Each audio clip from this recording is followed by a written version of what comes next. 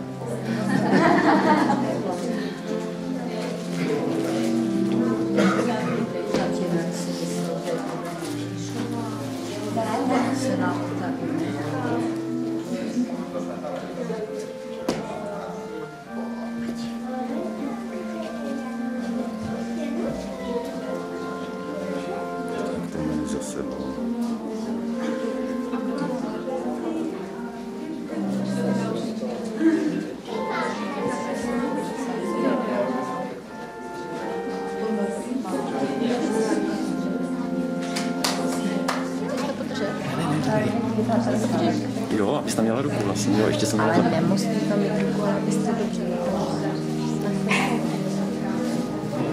Takže tady máme důkaz, že paní doktorka Lenka Janišová, děkuju, bez brýlí už špatně vidím, potvrdila 5.3.2011, že Karolinka Burjánková byla přivítána mezi občanky města Ústí nad Orlicí.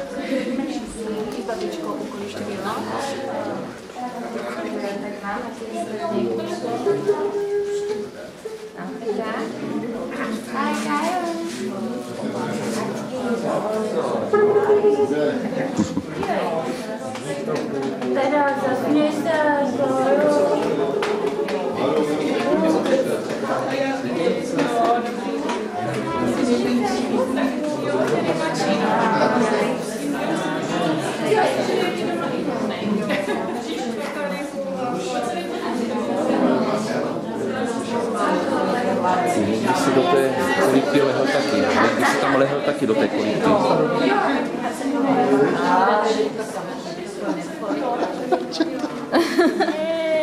Už si tam neryby. No čau, pricku. No. Ona má doma takovou prostornější kolípku.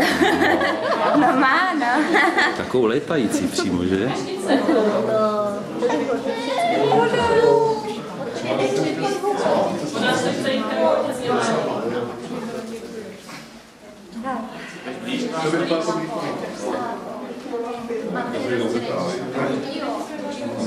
Pěkný to bylo.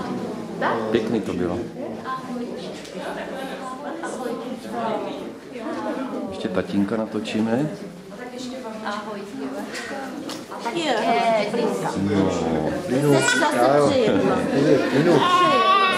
A už dost.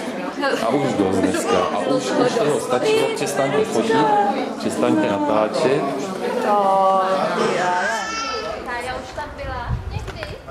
Já teda taky v životě ne. No tak jdem se kouknout. Ale vy dva. Cukrárna na Výsluní, tak jdem oslavit Káin významný den. A jo, od 8 hodin už mají otevřeno. To je paráda. Dobrý den. Je to voní tady krásně. Ale má jenom 3 židličky. Ještě to dají. My tam máme objednaný sál i s muzikou, že jo? Vidíte, že to jídlo tak pořádný. Neříkejte, že bude muzika. Musí být. Obstará Kája. Obstará Kája. Říká, co chcete? Dobrý den. Wow, tady je dobré, no tak se podíváme. Tuhou, tekutou, tak, tekutou bílou, tmavou, anebo takovou hustou úplně. Jasně, dáme si něco, no tak jsme kávy oslavit. Takže... Dáš si čaj? Já si dám určitě Vídeň.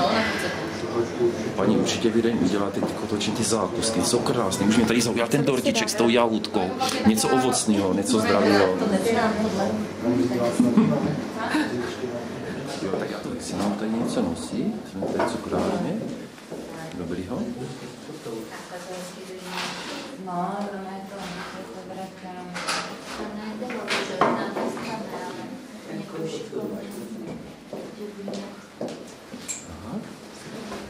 Linka, tam ještě něco dobrýho? Kde na to chodíš, Lení? A vy jste říkal, že jste to už vypnul.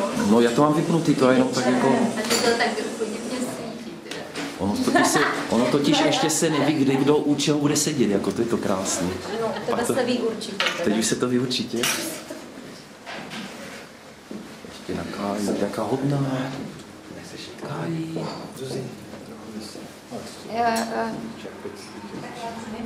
No, jak vystafan. Reportérka Jistina Orlici. Dobrý den. Bude v televizi večer na kabelovce.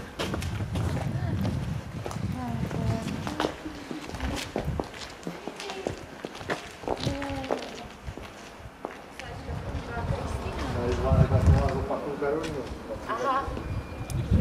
Po nás už tu Karolínu znala neopakoval, už jenom řekla Karolínku a šla dál. No to...